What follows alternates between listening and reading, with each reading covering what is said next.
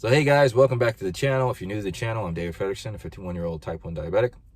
And I'm sitting here in front of a Goodwill, or just outside of a Goodwill. So I see people walking out and in. That's where I'm at. They're going into a Goodwill. My wife's in there, she's picking. She sells on eBay and Poshmark and a few other places and does pretty good. She's a hustler. And I come out here and I spend time on the weekends to possibly do a video. And this one's pretty important to me because I want to tell you my background, my experience. This is about muscle growth. So if you're trying to grow muscle and you're trying to grow muscle at home, one thing you have to know, and I'm a big person on be informed, not influenced, okay? And I hope you guys can understand that. Be informed, not influenced. And the information I'm going to give you is true. True. And this information is, you do not need a gym with heavy weight to grow muscle. You can grow muscle fine just at home. So I started off doing CrossFit in my mid-40s. And if you go to my page, I just put up a mid-40s before and after, and then my early 50s. And you can see how much muscle I put on over the years.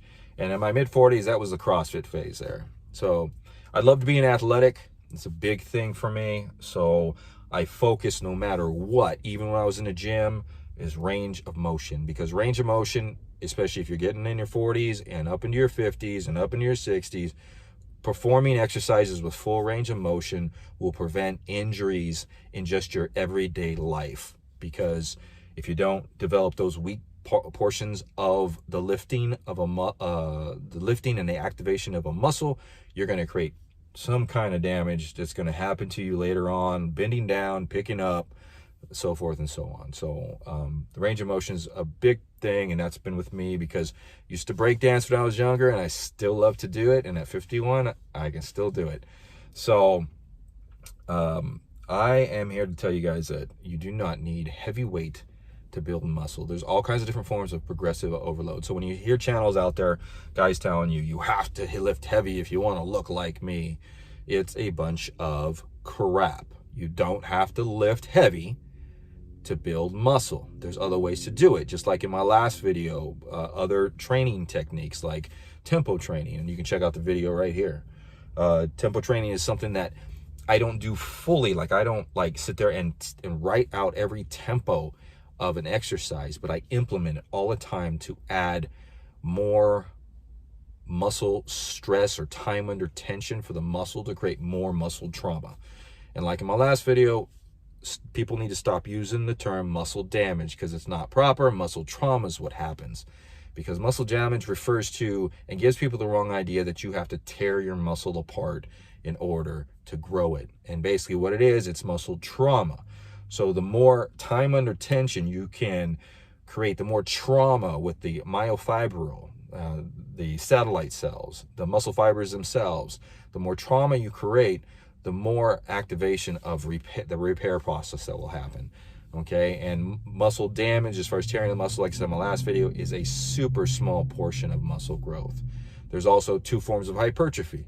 There's muscle hypertrophy and there's cellular hypertrophy. So a lot of bodybuilders were trained for the pump because they're going for cellular hypertrophy, the pump. So that's the enlarging of the cells around the muscle itself that actually makes the muscle look fuller. But we want to focus on, that's a great way to train and that's a great pump to have afterwards.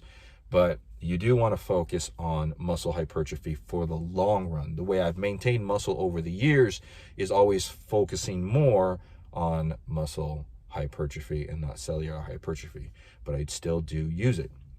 So you need to know how to progressively overload the muscle with lighter weight, bands, body weight, dumbbells. Like I said, tempo training's one. Preexhaustion is something that I used a lot. I use it in the gym. I use it at home. Preexhaustion is like, let's say you're going to do air squats and you want to pre-exhaust your quads.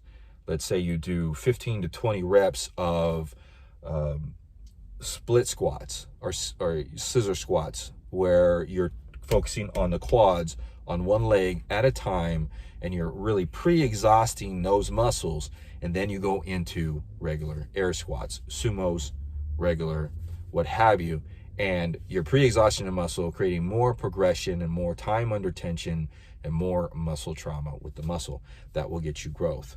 Okay, so you do not have to use heavy weight. Progression can be formed at home. And the reason that got me to do this video is I just recently got on TikTok. If you want to see my channel, it's down below. I love the creativity part of it. So I got on that, and as I'm whipping through it, I'm starting to realize that there are a lot of people out there giving the wrong information to individuals out there. And it hurts me here because I swam through all that wrong information myself, and I know how it can really destroy intrinsic motivation. Okay, because you have to be motivated inside, that you know that what you're doing the right thing, and this is going to lead to better gains. Hypertrophy can be attained through any type of progression, the overloading of the muscle. So always remember that next time you go into your workout, switch it up, add more progression, add more overload, and you will grow at home. So this is Dave signing off. We'll see you guys next time.